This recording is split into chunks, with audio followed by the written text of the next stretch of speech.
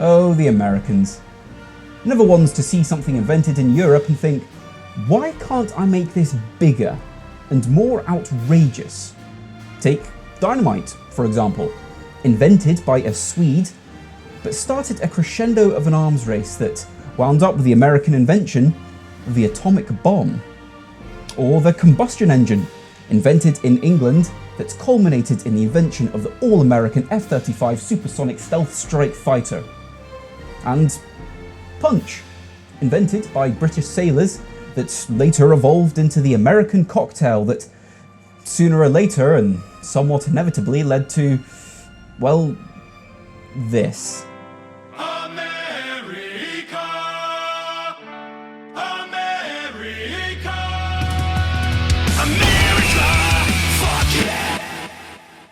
The Spam can cocktail, otherwise known as the Spamai Tai, is a cursed abomination from the DuckInn Chicago. And yes, whilst I am aware my own nation is responsible for our fair share of culinary transgressions such as mayonnaise ice cream and unseasoned boiled potatoes, please indulge me in one of our nation's favourite national pastimes. Pointing and laughing at something silly America did before promptly doing it ourselves. Oh dear, what is it? I've spontaneously combusted. Oh, I am sorry. Oh, it's quite all right. I've grown tired of living. Invented around July of 2018, the Spamai Tai was forced into existence from the depths of purgatory for something called Spam Restaurant Month, which I can only assume is some kind of pagan or satanistic holiday or ritual. What's up? I am genuinely intrigued though, and in contrast to how immediately ridiculous this idea does sound, I actually think this will be quite good. This cocktail uses as a base some Spam-infused dark Jamaican rum, which as a concept isn't as immediately ridiculous as you may think. I don't really want this. I mean, I'll take it if you don't want it, Alan. The rum is infused with the Spam through a process known as fat washing, a very popular technique in the modern day. It's something that you will see most commonly done with bacon-infused bourbon. So the idea of getting some meaty flavours into a nice rich base spirit is not all that mad.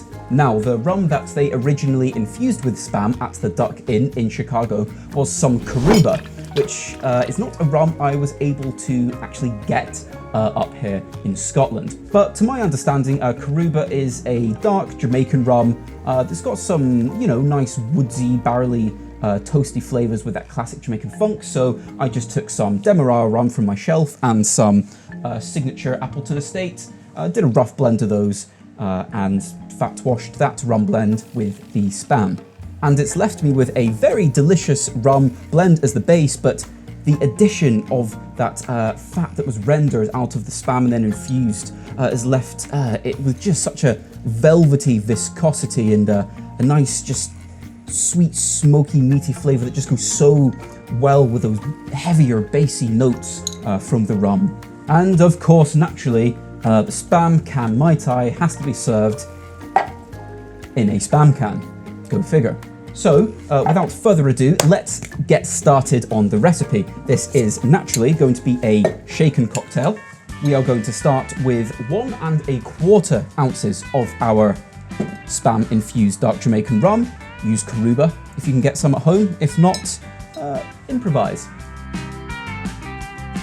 And then in classic Mai Tai fashion, we will need 3/4 ounce of Wray and Nephew overproof Jamaican rum. This stuff is incredible. 63% by volume. So, not to be sniffed at, not to be taken lightly nor underestimated, but this stuff is just full of so much flavour. We are going to get so much brilliant Jamaican rum notes in our cocktail with the Wray and Nephew. Now, what the recipe next calls for is 1 ounce of a homemade mixed nut orgeat that, as you may gather, uses a in-house blend of nuts to make the syrup at the DuckInn in Chicago. Their recipe's secret and I wasn't going to do all of that, so I've just made some homemade almond orgeat. So we will need 1 ounce, which is, this is a lot for a Mai Tai. 1 ounce of orgeat. I'm a little concerned this is going to be a little sweet, but we'll see. The recipe then calls for 3/4 of an ounce of fresh squeezed lime juice.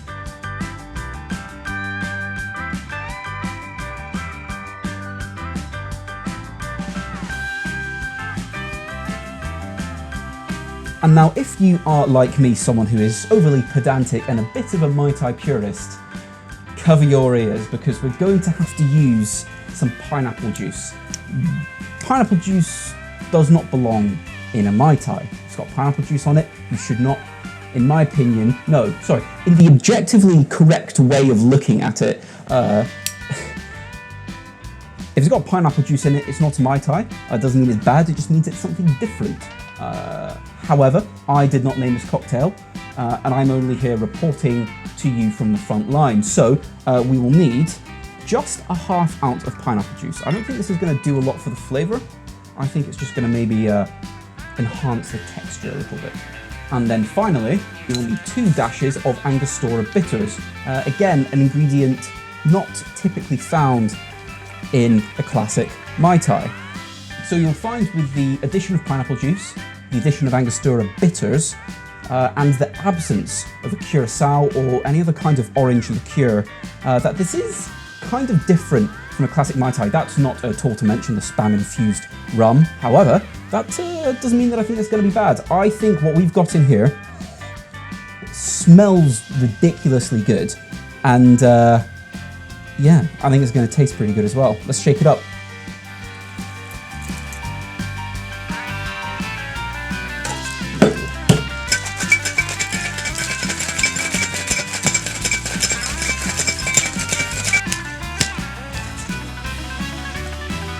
So, to serve this in our Spam can properly, first what I'm going to do is I'm going to just roughly strain out the ice.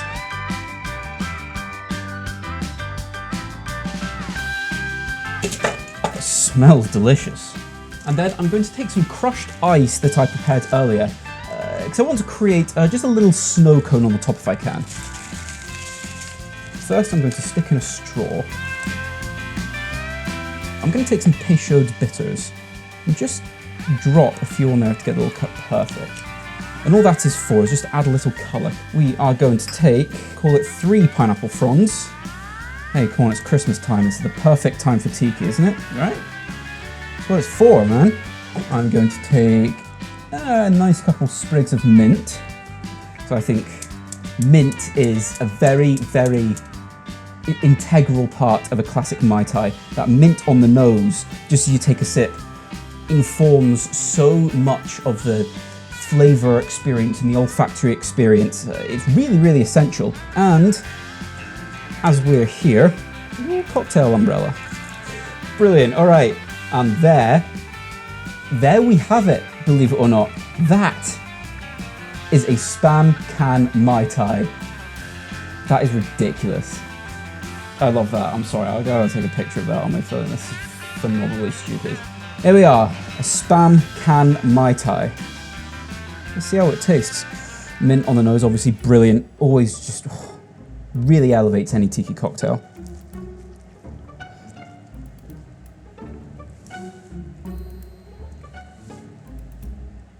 Ooh.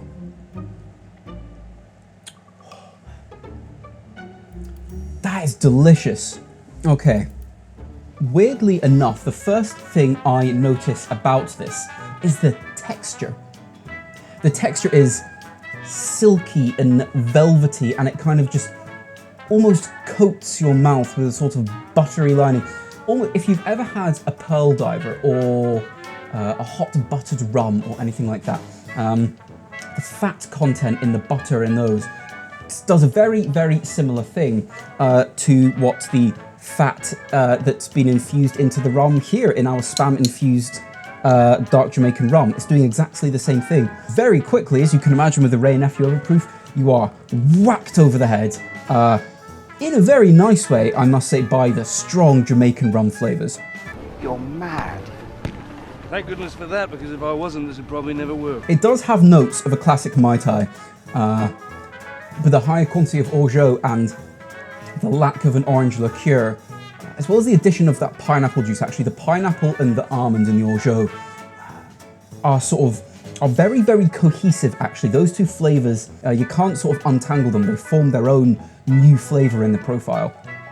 And then rounding that all off is the Angostura bitters. It's adding this undercurrent of this spicy, sort of tropical Caribbean kick.